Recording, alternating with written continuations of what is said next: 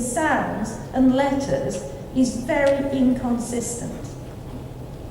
Now, I could give you an interesting talk on why English orthography is like that, but it's really historical. It's because many different languages have contributed to the way that English is spelt. And it's a lot to do with the history of Britain and people going off, both going out from Britain to other countries, but of course other countries coming to Britain. So we were conquered by the Romans, conquered by the Normans who spoke French and so on. And all of these things contributed to the complexity of English orthography. So it's important to say that the thing about English then is two problems. First, we have an irregular syllabic structure, and secondly, we have an irregular relationship between sounds and letters.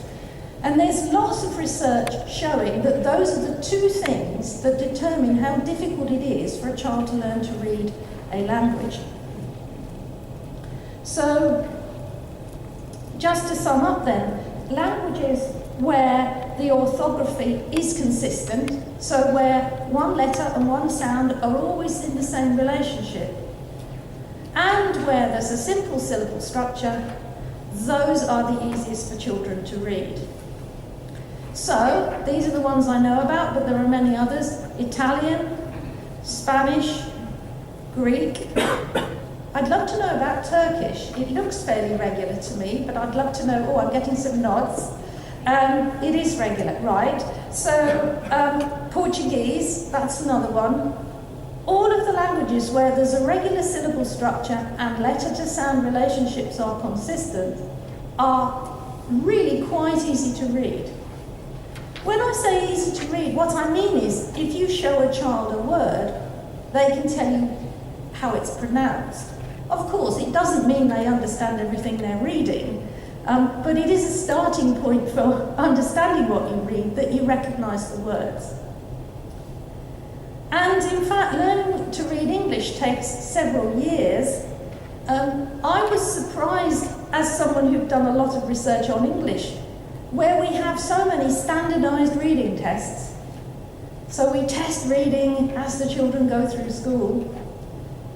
When you look at Italian, for example, they don't have standardised reading tests, because after literally one term at school, children can read any word they see. So I suddenly realised, actually, reading English is quite different from many other languages. In fact, if you look on a scale of difficulty, English does come right towards the end as one of the most difficult languages. Now, there's also a lot of research showing that what seems to underpin reading is something called phonological awareness, and I'm going to tell you a little bit about that in a moment. And good evidence that children with poor phonological awareness really have difficulties in learning to read. And also, and this is a very important thing to remind you of if you don't know, I think there are good longitudinal studies now showing that if you can support children early on in reading, if they're having a phonological problem, then very often you can make sure that they actually read well. So, phonological skills and helping children to develop phonological skills is key to reading. Now, there are people who have different views, but I would say the majority of people who do research in this area take this view. And I just want to tell you about one study that's done by a team of people in York, Maggie Snowling, Charles Hume, whose names you might know if you know anything about reading. And they've done a longitudinal study looking at very large numbers of children starting to learn to read English.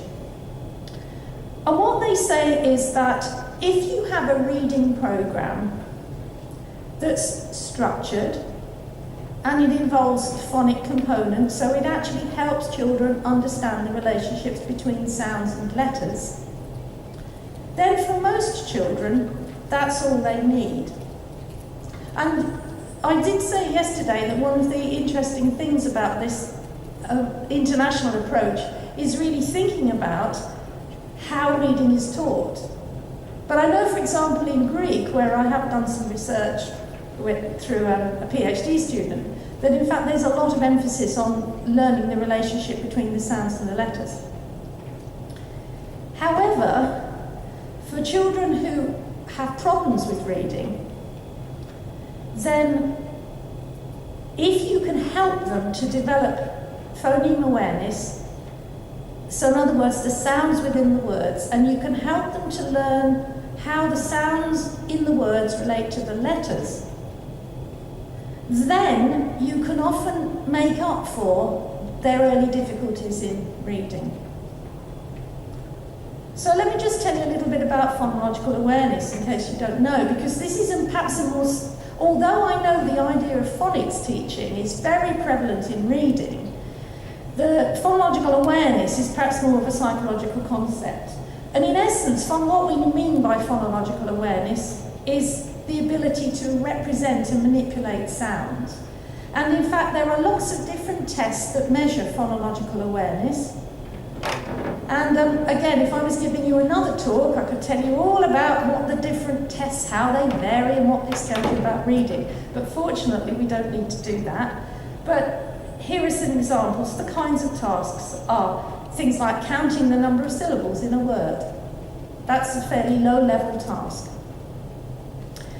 Picking out words that rhyme. Adding together sounds to make a word, blending, and taking away the first sound from a word. And these are of varying difficulty for children. Now, here's the thing about deaf children. Deaf children find phonological awareness really difficult.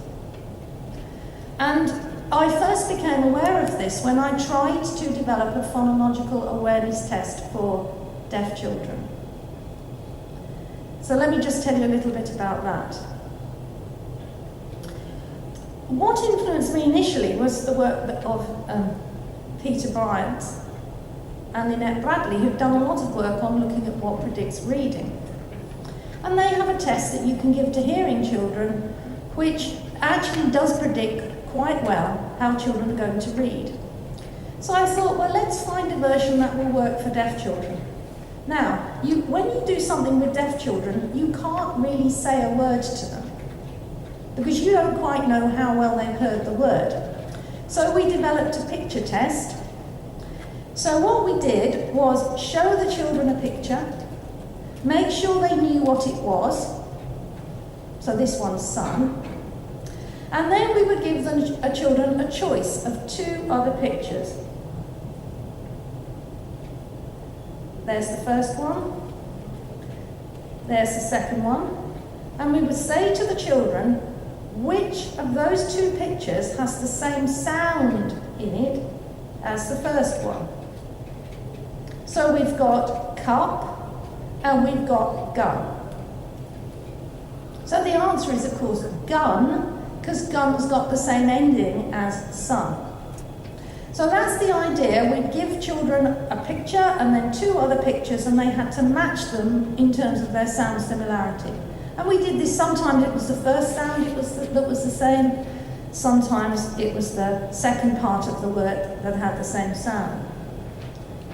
Okay, so let me show you what we found. So this is a comparison of 5-year-old hearing children and deaf children. They're the same age, they're the same IQ level, and those are their scores. Now you might think, yes, well, I can see the hearing children are doing better, they're scoring higher, but remember, there are only two choices. So 50% is chance, and you can see that the deaf children are only just above chance. And bear in mind, this is averaged across the group, so what this means is that a few deaf children could do the task at 5, but most of them couldn't. Whereas for hearing children, by comparison, this is really quite an easy task. So, phonological awareness is difficult for deaf children. So therefore, people have wondered, are there other ways that deaf children might read? Because what I've said so far is that for hearing children, phonological awareness seems to be very important for reading, and that they're learning to read by learning about the sounds, learning about the letters, learning about the relationship between the sounds and the letters, and then learning how to put sounds together to form a word when they're pronouncing it. So the idea was that maybe there were two different ways deaf children could learn to read. The first one was the same as for hearing children, what I'm calling the phonological route. So this is the sounds to letters route, this is what hearing children do. And then the suggestion was, well, maybe deaf children who use sign language can learn to read by linking signs to words. So that's the idea. Now, it turns out that there are a lot of serious problems with this second proposal, that there might be an alternative route that links signs to words. And here are some of the questions. How does this route work? How might you relate how might you relate a sign to a word? How would that actually happen? And the issue is really this. If you link a sign to a word, it has to be done at the whole word level, because there's no relationship between the letters in the word and what the sign looks like. So in essence, it's what you might think of as whole word reading. Now, at one point I thought, well, that's fine. Yes, maybe children could learn to read in this whole word way, but I just want to tell you a tiny little bit about Japanese, because I think this is quite an interesting way of thinking about the problems of whole word reading.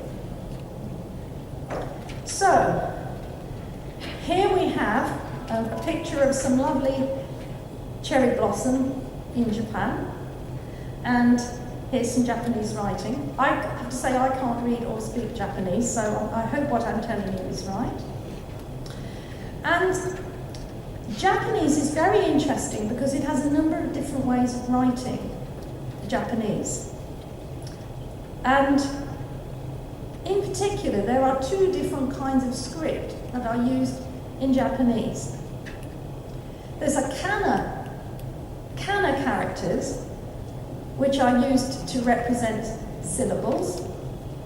And then there are kanji characters that are used to represent whole words. And the kanji characters actually come from China. So they're Chinese characters. So what's interesting about Japanese then is there are two different kinds of script. There's a script that uses syllables, and there's a script that uses words. So how do Japanese children learn to read? Well, the answer is that they actually learn to read using the syllabic characters. The syllabic characters are really very easy to learn because there are 40 of them, and each one represents one syllable. So if you know all of the kanji characters, the kana characters, you can actually read Japanese.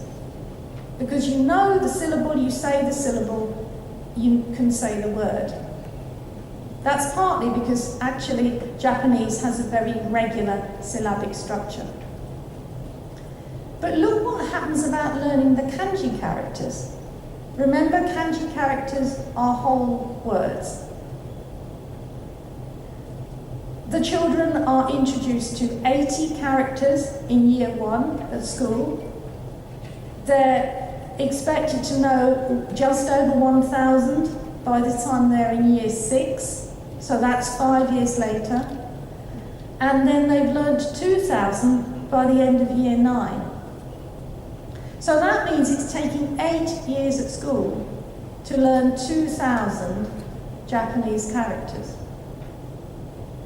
Okay, so what I think that tells you is that although it's possible to learn in this whole word way, it is very slow, it requires a lot of memory, it requires a lot of practice. So, let's bear that in mind and then come back to thinking about deaf children. And let's just find out what we can about the deaf children who are good at reading. What is it about them that makes them good readers? And if you look back at that line that I showed you before, you can see there are some children who are really reading quite well. You see some children who are above the line, and some children here who are quite close to the line. So I wanted to find out what's special about these children. How are they different? So we did a study in which we gave the children lots of different tests. For example, we looked at their spelling. If you look at spelling, you can see whether children are using phonological information when they're spelling, because this is a spelling of biscuit. That's not how you normally spell biscuit, but what this child has done is thought, how does it sound, and then spelt it how it sounds. Hearing children make a lot of those kind of errors, but you can see there's a big difference between our good readers and our poor readers. Good readers, deaf readers make a lot more of them, but actually that 16% is very tiny compared with what a hearing child would do. We also looked at what did they know about syllables. Again, the good readers were better.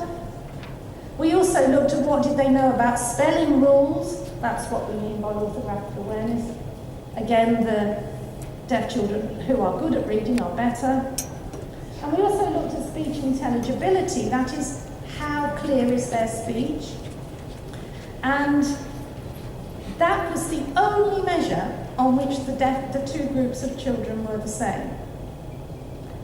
And then the other thing we looked at was speech reading, and I'm going to tell you more about that in a minute. We found that speech reading scores were higher in the good readers than the poor readers. So just to sum that up then, on all of these measures we looked at, knowledge of syllables, making phonetic errors in spelling, understanding about spelling rules, and speech reading, across the two groups, the good readers are also always better. However, the thing is that if you want to try and argue that something is important for reading, then it must be the case that every child shows that pattern. The problem with looking at groups is some children might be good at one, some children might be good at another. So we actually had a look to see what was it that all of the good readers had in common. And this is what we found. All the good readers were good at speech reading. And I'm going to tell you what that is in a moment. And none of the other measures distinguished the good from the poor readers. And interestingly, children who were good at signing were only good at reading if they were also good at speech reading. Now, if you were an audience of teachers of the deaf, you'd all be going, ah, because that was a very controversial finding. And then the other thing to say is that speech reading clearly wasn't the only thing that was important, because some children were good at speech reading, but they weren't very good at reading. And I'll tell you what the other thing is in a moment. Okay, so let me tell you a bit about what do I mean by speech reading. Speech reading is the ability to understand what someone is saying by looking at their lip pattern. It's sometimes called lip reading, but the term speech reading tends to be used now because we're talking about speech. We're talking about you being able to tell what I'm saying when you're seeing my lips, but you can't hear what I'm saying. And the reason I put up those two pictures of Bear and pear, you might try saying though, bear and pear, they are made in a very, very similar way. There's one tiny difference between b and p. Go on, have a go. Try saying bear and pear. Because they feel very similar, and if someone looks at you, they would struggle to see the difference. Now, what we found was that really good deaf speech readers can just about tell the difference. Yeah, it's a hard contrast, isn't it, bear and pear? Okay, so that's what speech reading is. It's the ability to tell what somebody's saying just by looking at their lips. And it's not just at the lips, it's also the jaw and here, because the movement of your throat's also important for things like voicing. So we had a look to see what predicts how well deaf children learn to read. Because I have to say, methodologically, I prefer longitudinal studies. In other words, I like to do a study where we measure something at the beginning of the study, and we follow the children, and then we look to see what of the measures at the beginning predict how the children were at the end. So this is a longitudinal study. Again, it's children who are 7 to 8 years old at the beginning of the study, looking at what predicts reading. And I'm only going to really give you just the bare outline of this study. So this was a group of 29 children. In fact, remember I showed you that graph with 29 children on it? It's those 29 children. And they are profoundly deaf. They've got an average loss of 99 decibels, which means they can really hear very little without some kind of aid. Normal intelligence. And we looked to see what predicts their reading over the year that we followed them. And we looked at various things, including phonological awareness, English vocabulary, and short-term memory and speech reading. So the first thing to show you is that speech reading does predict reading. Now this is quite a complicated slide because in this area you need to do quite difficult statistics to convince people. But in essence, the most important thing to note is this arrow. So here's speech reading measured at time 1, and it relates quite highly to reading 1 year later. The reason we've done this is to show that the effect's not working the other way, so don't worry about that. Okay, so speech reading's predicting reading among deaf children from the beginning of the study to 1 year later. And we've replicated this finding. Other people have now replicated it, so I think it's a fairly robust finding. But remember, what I said before was that speech reading is only one of the things children need, if they're deaf, to learn to read. What's the other thing they need? Well, they need to know the vocabulary of the language that they're reading. So the other thing that predicts is actually English vocabulary. So in this test, we actually gave children pictures and we found out, do they know the English word for this? These are English children, or they're growing up in an English-speaking community, but they're deaf. So their spoken language may not be very good, and some of them use sign as their first language. So we're looking to see, do they know about English words? And yes, English vocabulary is the other important component. Again, we've replicated this finding with other samples, with younger children. So I think I can fairly confidently say that the two things that seem to be important for deaf children are speech reading and knowing the words in the language that they're going to read. Now, the interesting thing about speech reading is it looks as though it's not just relevant for deaf children.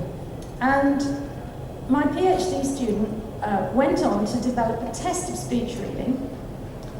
And it's a test that gives children, they see somebody saying a word. So, for example, saying the word apple. And then they have 4 pictures and they have to choose which one goes with the word. So you see apple, that's fairly easy.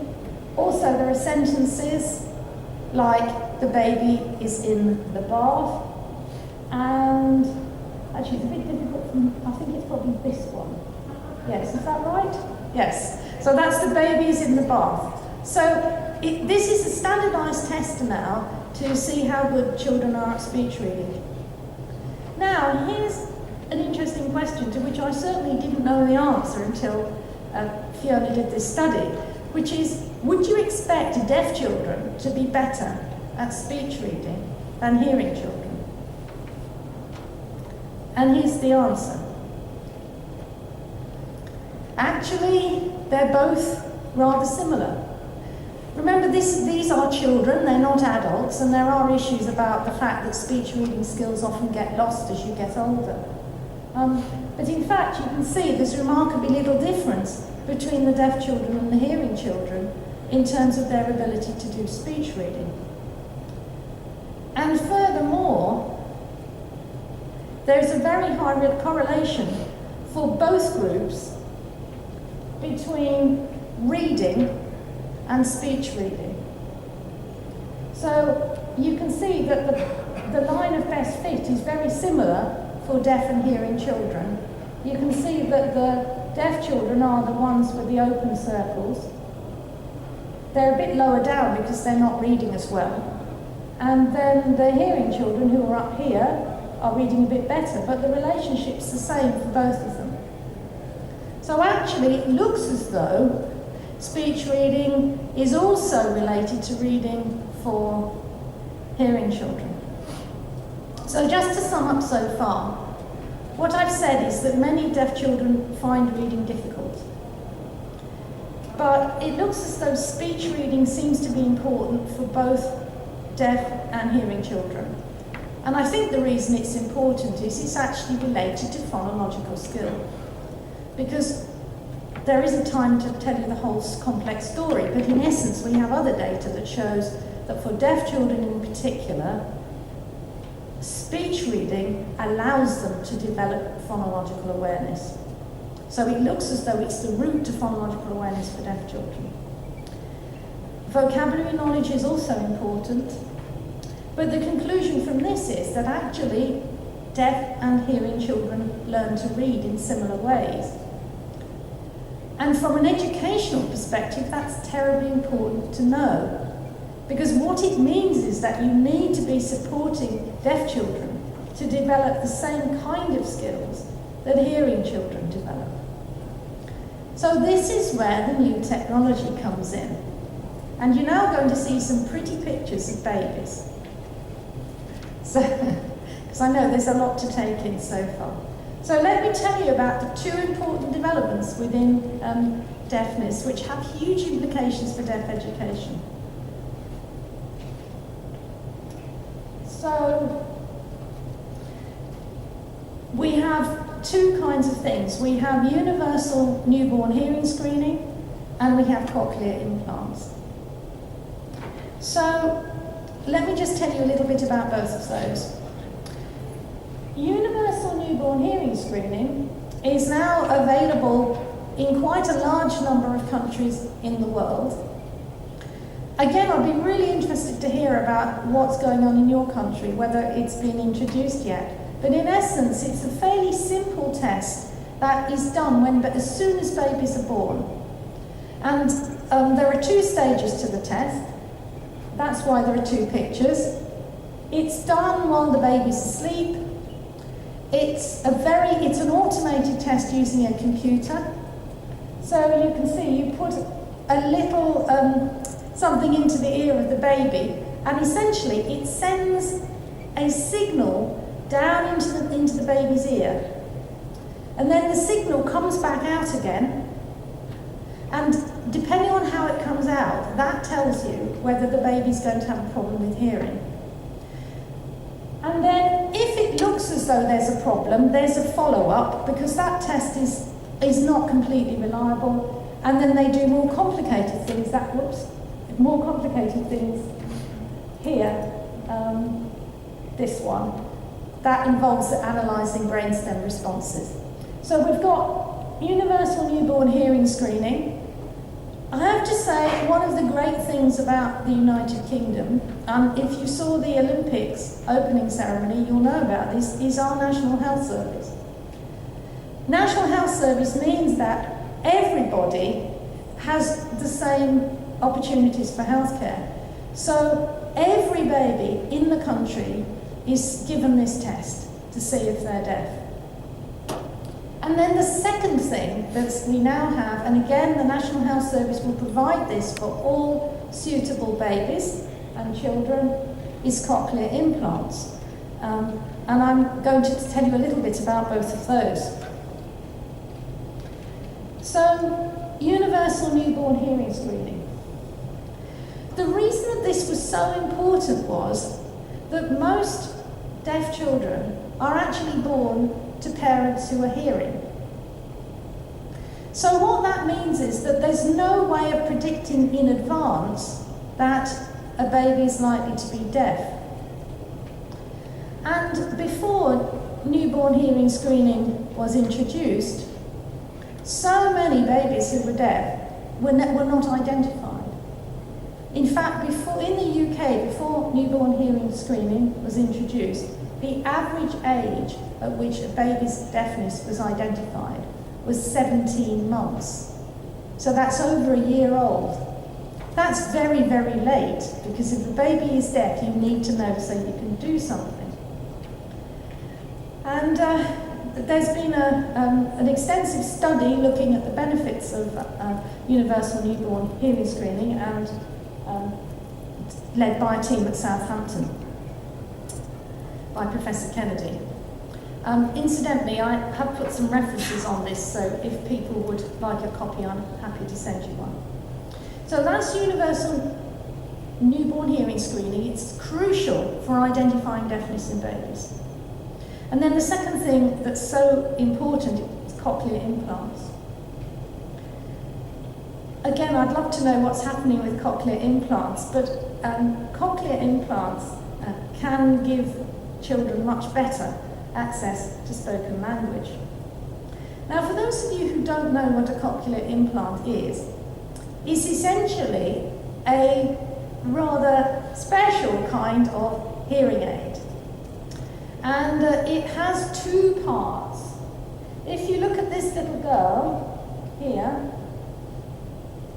this is the bit of the implant that sits outside the body. And it's connected to something that's inside her body, which is this. This is a string of electrodes. So things that pass electricity. And essentially, what happens is that this part picks up sounds from the environment, and then in here is some very complicated software, like a small computer, that analyses all the sounds coming in and then splits them up into different frequencies and sends them down to this.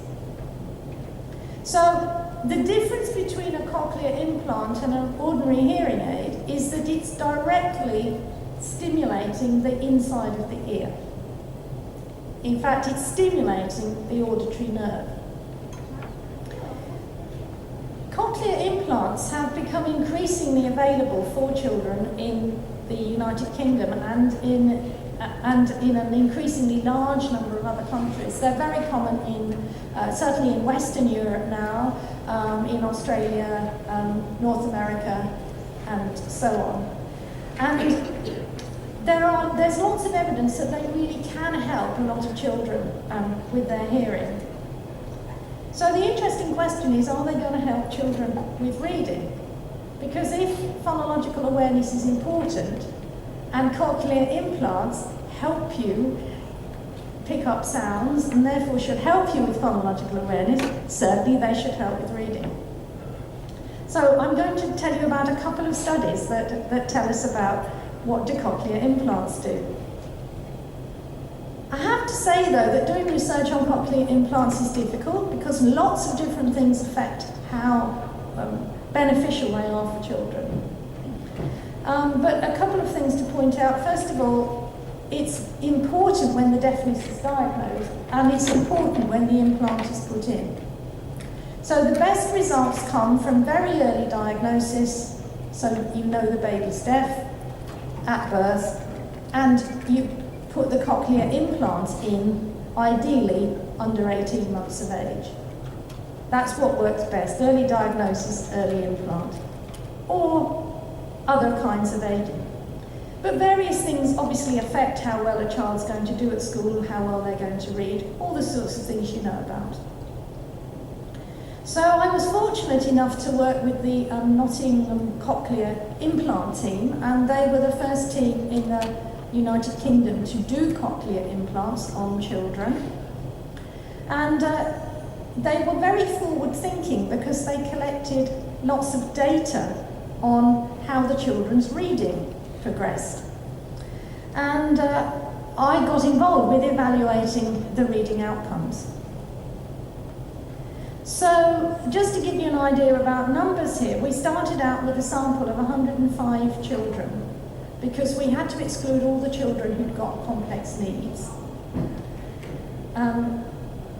Wide variation in the aged implantation because since this was the first study, some children were actually implanted relatively late in life.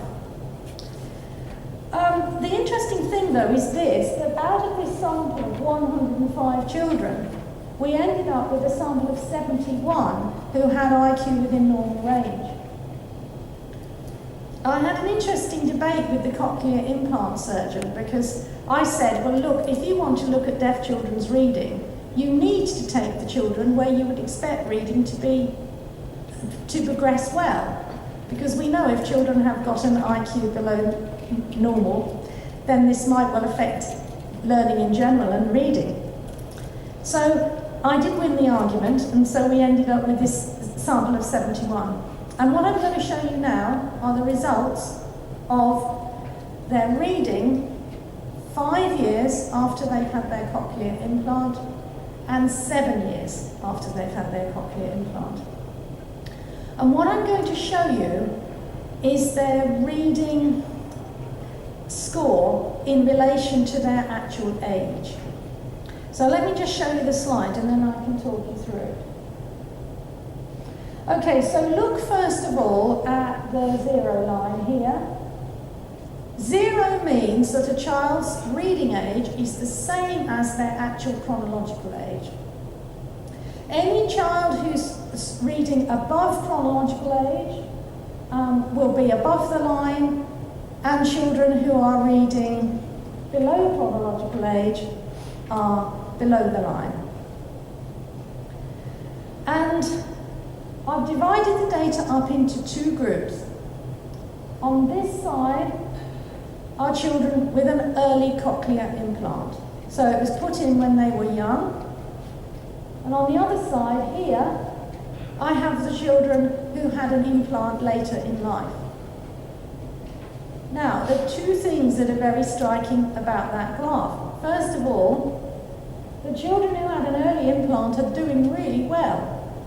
Remember, typically, deaf children find reading difficult, yet these children are actually reading at a level that's appropriate for their age.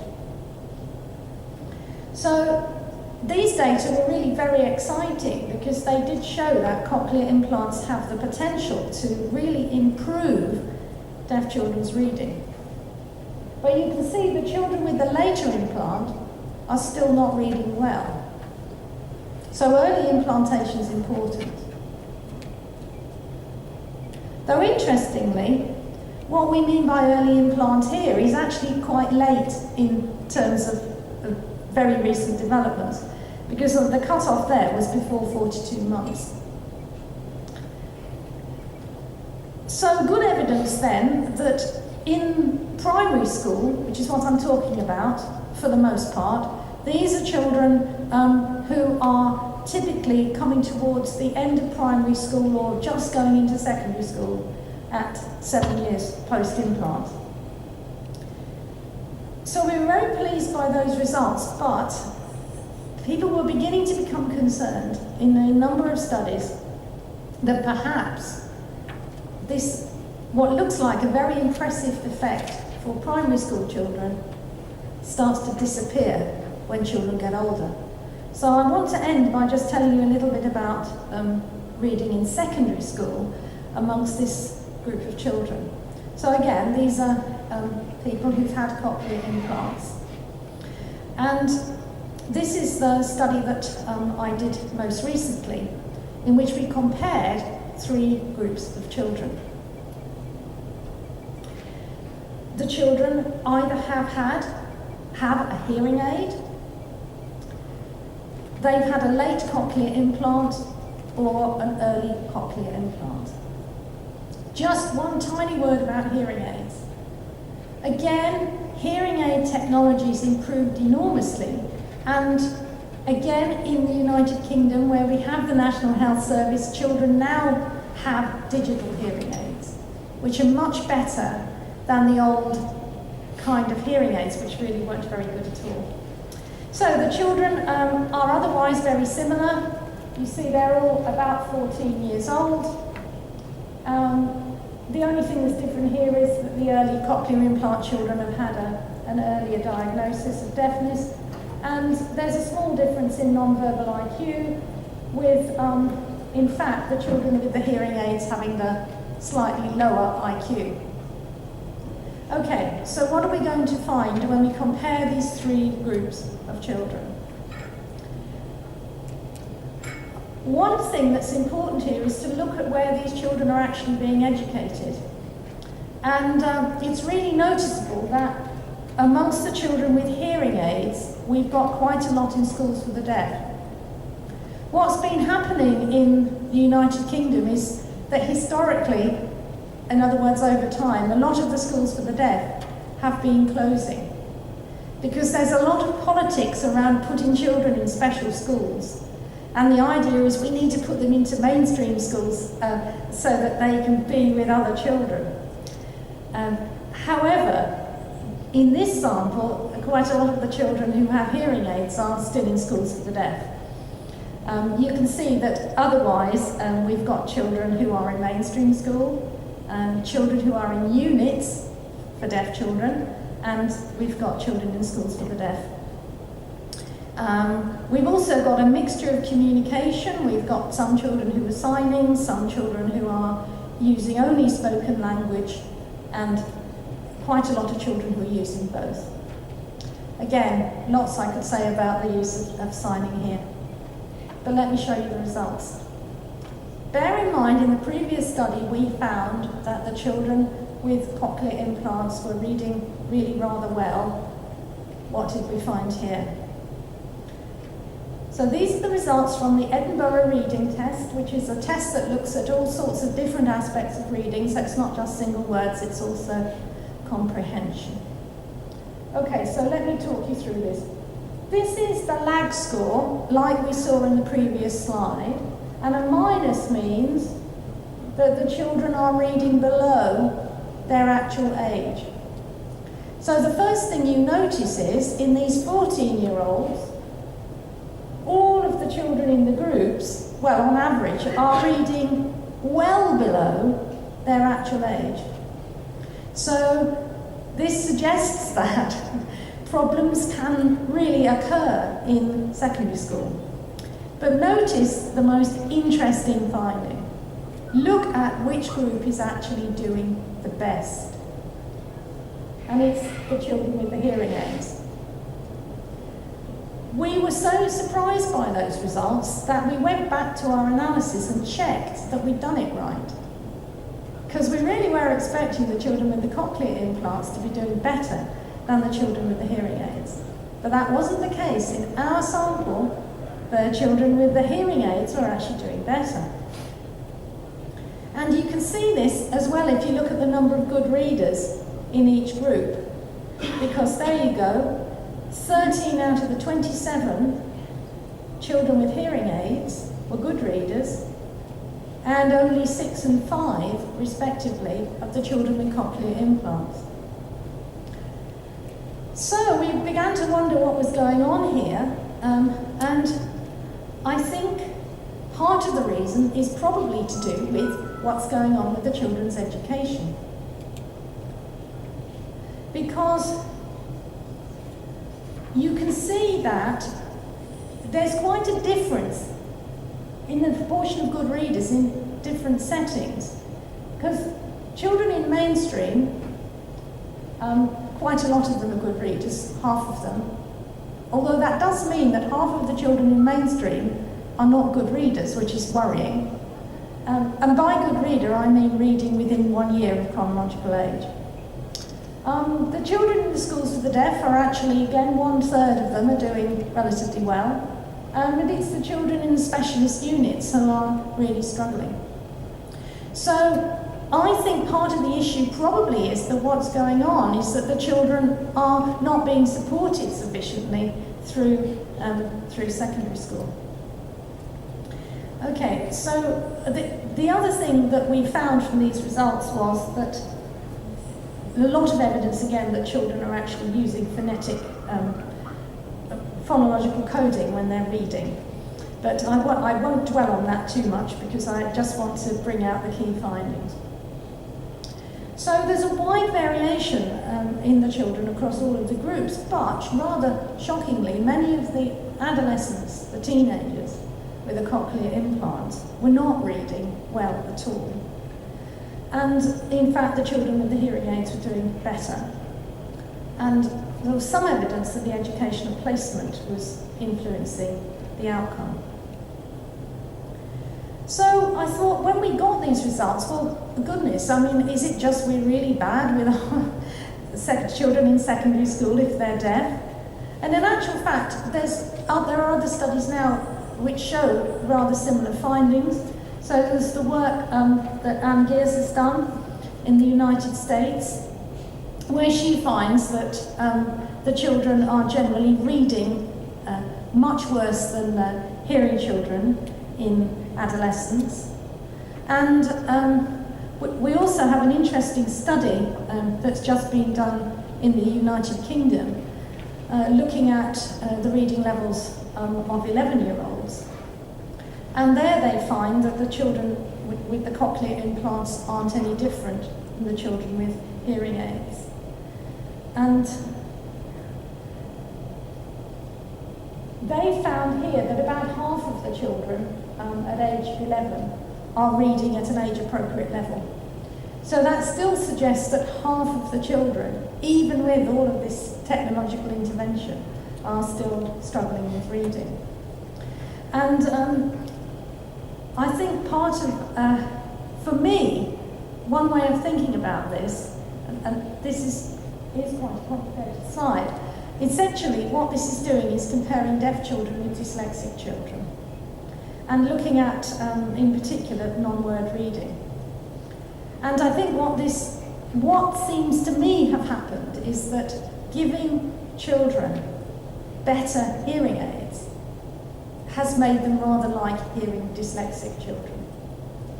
And of course, if you're a hearing dyslexic child, nobody thinks you should stop getting support in secondary school.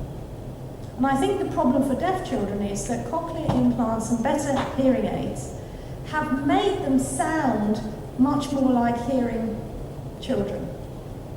But this is masking the fact that they've still got a lot of problems with phonological coding, and they are effectively rather like dyslexic children. So the answer to the question, has technology made a difference, is that certainly better aiding and earlier diagnosis have helped deaf children, but it does not make a deaf child into a hearing child. And that, I sometimes think, is what people think. I think they think you can cure deafness. You give a child a good hearing aid, you give a child a cochlear implant, and you've solved all of the problems. And levels of literacy have certainly improved, but children are still struggling. And what we need is to continuing support for these children right through secondary school. We can't just put in the cochlear implant, help them a bit, and then walk away and think everything will be well, because it won't for many children.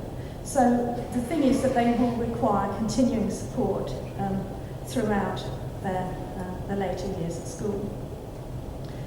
So I'd like to end by thanking the Nuffield Foundation and the Economic and Social Research Council who funded these studies, and also my collaborators, and the many teachers and pupils who took part in my studies. Thank you.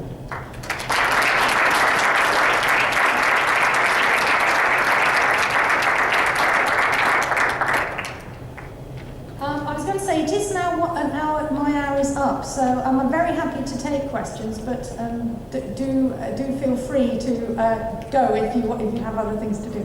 Yes, did you? How were you able to control or degree of hearing impairment? In particular, it would be the case that a number of children with hearing aids were in fact only partially impaired at that point. Well, in fact, their unaided hearing loss is exactly the same. The thing that we don't know is what their aided loss was, because we have data. Okay, we have data for some of the children, but not all of the children.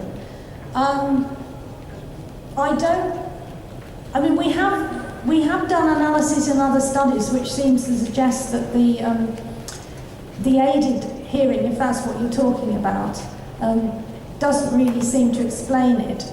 And also, I still think the issue is that however good the aided hearing is, it's still not bringing any of these children up to the level of the hearing children.